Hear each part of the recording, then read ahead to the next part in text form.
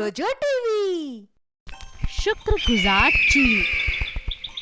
एक जंगल में जिनको नाम का एक चील रहा करता था। वो अपने खाने के लिए शिकार किया करता था। एक दिन रोज की तरह वो शिकार करने निकला। वह आसमान में उड़ रहा था और जमीन पर किसी शिकारी की तलाश कर रहा था।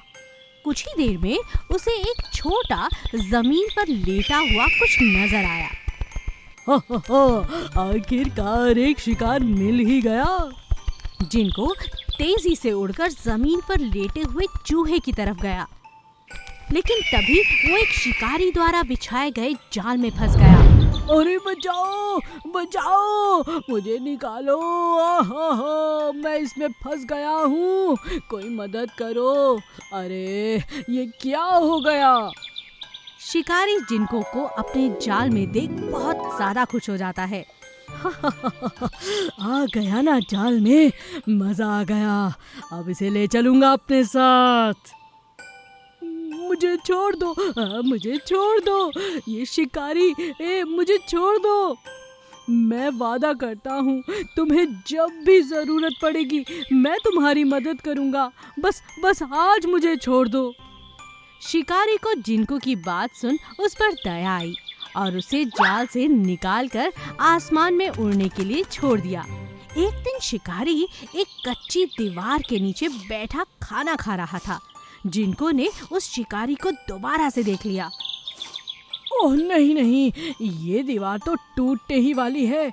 मुझे शिकारी को बचाना होगा। आखिर इसने भी मेरी जान बचाई थी। जिनको उड़ते हुए शिकारी के पास गया और उसका खाना चुराकर वहां से भाग गया। शिकारी जिनको के पीछे पीछे भागने लगा और ऐसा करते हुए वो काफी दूर तक आ गया। पीछे से कच्ची दीवार टूटकर गिर गई। अरे ओ मेरे खाना चोर, छोड़ मेरे खाने को। जिनको ने फिर शिकारी का खाना के नीचे आराम से रख दिया और वहां से चला गया। शिकारी ने अपना खाना उठाया और पीछे को टूटी हुई दीवार की तरफ देखा और सारी बात उसकी समझ में आ गई। अरे यही चील थी, उसी ने मेरी जान बचाई है। यदि मैं उस दीवार के नीचे बैठा रहता तो आज तो जिंदा बचना बहुत मुश्किल था। ओह समझ गया, कर भला तो हो भला। उस दिन इस चील की जान बख्शकर मैंने एक अच्छा पुण्य कमाया था और आज इस चील ने मेरी जान बचा ली। इस तरह जिनको ने अपना वादा निभाया और शिकारी की जान बचाई। मुर्गी का फार्म हाउस।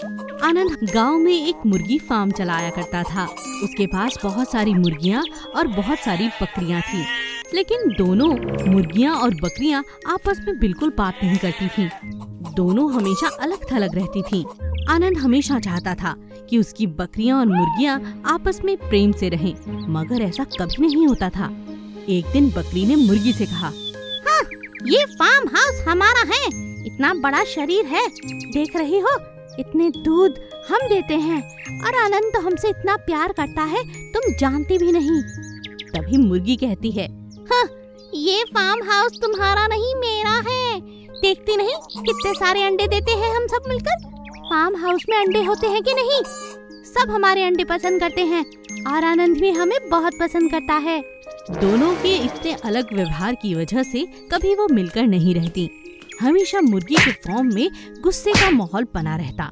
आनंद इस बात से बहुत परेशान हो जाता था। एक दिन आनंद के कुछ दोस्तों ने उससे दावत के लिए कहा और कहा कि उनका मुर्गा खाने का बहुत दिल है। जब आनंद अपने दोस्त से बात कर रहा था तो वहीं पर रहने वाले खरगोश ने उन दोनों की बातें सुन ली और ये बात जाकर बकरी को कही। क्या सच में? अब तो ये मुर्गियाँ चली गई समझो। अब तो ये पूरा फार्म हाउस मेरा होगा। ये वैसे भी बहुत घमंड करती थी, मुझे जरा भी पसंद नहीं। दावत का दिन नजदीक आता है। सभी मुर्गियाँ गानों की आवाज पर खूब थिरकती हैं, खूब नाचती हैं। वो ये नहीं जानती कि आज की दावत में उन्हें पकाकर खाया जाएगा। बकरी भी इस बात से बहुत खुश थी। आज तो मेरा सपना पूरा हो जाएगा। ये सारी मुर्गियाँ मर जाएंगी और मैं यहाँ की रानी बनकर रहूंगी। खरगोश वहाँ आकर बकरी से कहता है, तुम्हें इस तरह खुश नहीं होना चाहिए। आज इन मुर्गियों की बारी है, मुर्गों की बारी है, लेकिन कल तुम्हारी भी तो हो सकती है। आनंद अगर इन्हें मारकर खा सकता है तो क्या तुम्हें नहीं मार सकता? यह बात सुनकर बकरी को होश आता है। अरे सच में, अपने घमंड और बदला लेने की भावना के कारण ये बात तो मैं भूल ही गई। ये मैं क्या करने जा रही हूँ? बकरी तुरंत मुर्गी के पास जाती है और सारी बात बताती है। हमें हमेशा प्यार से रहना चाहिए। तुम कहो तो हम सब मिलकर आनंद से बात करते हैं। मुर्गियाँ बकरियाँ मिलकर आनंद के पास जाती हैं और बात करती हैं। आनंद कहता है, ये सब तो एक बहाना था। तुम्हें प्यार से रखने के लिए मैंने बहुत योजनाएं बनाई, मगर कोई काम नहीं आई। देखो आज ये काम आ गई। मैं तो तुम दोनों से बहुत प्यार करता हूँ, तुम सबसे करता हूँ। बस मुर्गी फार्म में खुशी खुशी रहो। मुर्गी और बकरी को अपनी गलती का एहसास हो जाता है। दोनों में अब अच्छी दोस्ती हो जाती है और हमेशा के लिए फार्म में खुशी खुशी रहने लगती हैं। तोता और मछली। एक जंगल में एक बहुत बड़ी नदी थी। उस नदी के पास एक बहुत बड़ा आम का पेड़ था। उस पेड़ पर तोता, तोती और उसके 2 बच्चे रहा करते थे। नदी में रहने वाली सभी मछलियों की तोता और तोती के साथ दोस्ती थी। मछलियाँ तोता तोती को नदी से पानी पिलाती थीं और तोता तोती उन्हें आम के पेड़ से आम खाने के लिए दिया करते थे। एक दिन एक लाल मछली ने तोते से कहा, तुम कितने अच्छे हो, तुम हमें रोज पेड़ से आम खाने के लिए देते हो। तुम भी तो कितनी अच्छी हो, तुम हमें नदी का साफ सुथरा पानी पिलाती हो। अब हम सब एक परिवार हो चुके हैं। लेकिन लाल मछली तोती को बिल्कुल पसंद नहीं करती थी। उसे सिर्फ तोते से बात करना अच्छा लगता था। उधर से तोती उड़ती हुई आती है और कहती है, हाँ बहन, हम सब एक परिवार ही तो है और तुम खुद ही इतनी अच्छी हो। लाल मछली तोती को कुछ जवाब नहीं देती और मुंह बनाकर चली जाती है। एक दिन जंगल की नदी पर कुछ मछुआरे मछलियाँ पकड़ने आते हैं। हाँ, ये जगह ठीक लगती है। यहाँ आम का पेड़ भी है और यहाँ मछलियाँ भी ज्यादा दिख रही हैं। जाल बिछाकर पहले आम खाता हूँ और फिर आराम से पेड़ के नीचे बैठकर आराम करूँगा। जाल में मछलियाँ भी फंस जाएंगी। पेड़ पर तोती थी, वो ये बातें सुन लेती है। अरे ये क्या, इस मछुआरे ने तो नदी पर जाल डाल दिया है। अब तो इन सारी मछलियों की जान खतरे में है। मुझे तो कुछ करना होगा। तोती लगातार मछलियों को आवाज लगाती है, लाल मछलियों, ओ लाल मछली, कहाँ हो तुम सब? सारी मछलियाँ तोती के पास जाने लगती हैं, पर लाल मछली अपने घमंड में ही रहती है। हाँ, इस तोती की क्यों सुनूं? ये तो मुझे पसंद ही नहीं, इसकी आवाज भी मुझे पसंद नहीं। तभी तोती परेशान होकर तोते के पास जाती है और सारी बात बताती है। चलो चलो, हमें उसकी मदद करनी चाहिए। मैंने तो बहुत आवाज लगाई, लेकिन लाल मछली नहीं सुनती। कोई बात नहीं, मैं आवाज लगाता हूँ। लाल मछली, ओ लाल मछली, तुम सबकी जान खतरे में है। तुम नदी के दूसरी तरफ चली जाओ। ठीक है, ठीक है। लाल मछली सुन लेती है। सारी मछलियाँ नदी की दूसरी ओर चली जाती हैं और तोता तोती मिलकर मछुआरे का सारा जाल काट देते हैं। जब मछुआरा आता है और देखता है कि उसका सारा जाल कट चुका है, तो वो चुपचाप अपने घर चला जाता है। मछलियों की जान बच जाती है। अब सारी मछलियाँ इधर से चली गई, मछुआरा भी चला गया। तभी लाल मछली आती है और कहती है, धन्यवाद तोते, तुमने हमारी जान बचाई। धन्यवाद मेरा नहीं, तुम्हें तो तोती का करना चाहिए। मुझे वो ही बुला कर लाई, तुमने तो उसकी आवाज ही नहीं सुनी।